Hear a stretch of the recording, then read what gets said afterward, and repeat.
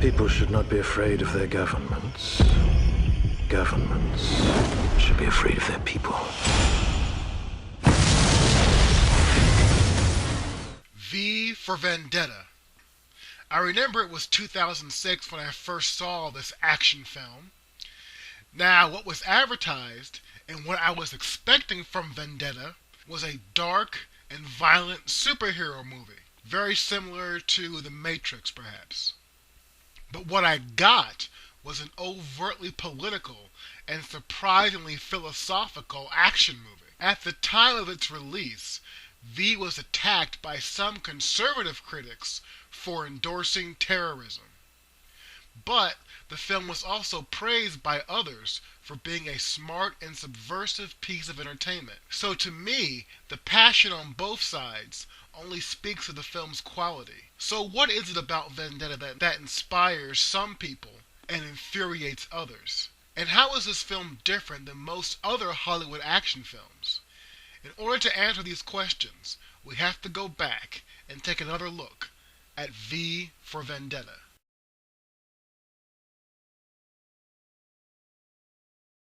V for Vendetta is based on the 1982 graphic novel by author Alan Moore and illustrator David Lloyd.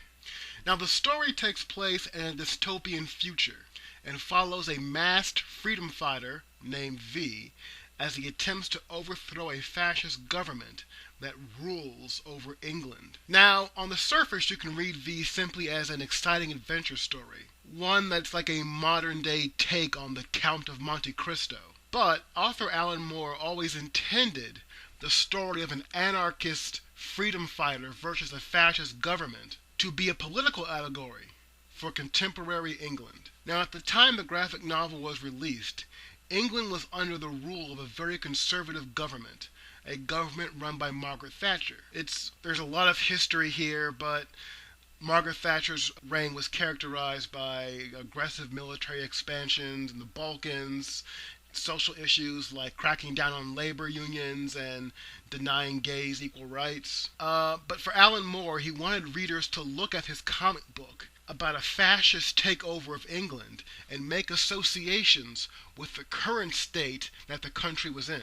Furthermore, Alan Moore, V for Vendetta's author, is an anarchist. So his novel was not just a political allegory, but it was also kind of a manifesto. Through this story of V, Moore wants us to question not just the power of the Thatcher government, but the power any government has to exercise over its people. So with the film's anti-authoritarian politics in mind, V is not just killing those who wronged him, he's also executing various symbols of state power. The head of the church, the head of the media, the head of the military, and finally the head of government itself. All of these men fall to V's vengeance. Look, up in the sky. It's a bird. It's a plane. It's Superman. Yes, it's Superman. Strange visitor from another planet who came to Earth with powers and abilities far beyond those of mortal men. Superman, who can change the course of mighty rivers, bend steel in his bare hands, and who, disguised as Clark Kent, mild-mannered reporter for a great metropolitan newspaper, fights a never-ending battle for truth, justice, and the American way. Superheroes are comic book characters, but they can also be seen as symbols for the power and the strength of a country. For example, Superman. Superman always fought for the truth, for justice, and the American way. These heroes use their powers to restore order, not make chaos. So in doing that, superhero movies often feature heroes who enforce the authority of the state. Let's think about this. In Batman, Batman is a masked vigilante, but he's also kind of a policeman, one who beats up and arrests the criminals of Gotham, thus restoring order to the city. As much as I enjoy these movies, when we look at Iron Man and Captain America, these guys are extensions of the U.S. military, and by combining military weaponry with physical strength, they are able to restore order to the world at large. But in Vendetta, we see the opposite of all this, as we have a hero who wants to create chaos, who wants to create disorder, and is no way enforcing the authority of the government. V gladly kills policemen, blows up parliament, and does whatever he has to incite chaos in this fascist regime. What I think is so effective about all this is the violence in Vendetta has a real romanticism to it.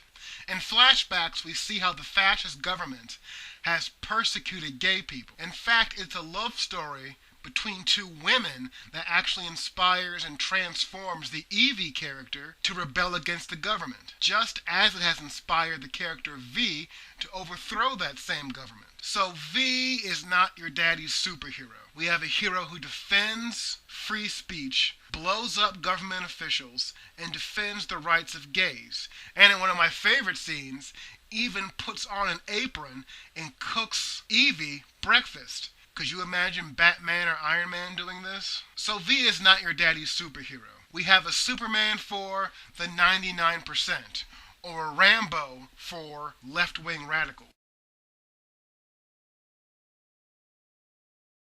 In 2006, when the film V for Vendetta came out, it was at the start of an emerging group of Hollywood films that were overtly political in their content. These were films like Fahrenheit 9/11, Syriana, Children of Men, and Good Night and Good Luck, just to name a few. Now, in a way, every film is political, I know that, but these were films that directly address divisive issues of the day. These were movies about the global war on terrorism, the defense of civil liberties, and the perceived excesses of the George W. Bush presidency. V for Vendetta is no exception. This is a film filled with references to life in America after the 9/11 attacks. Let's think about this.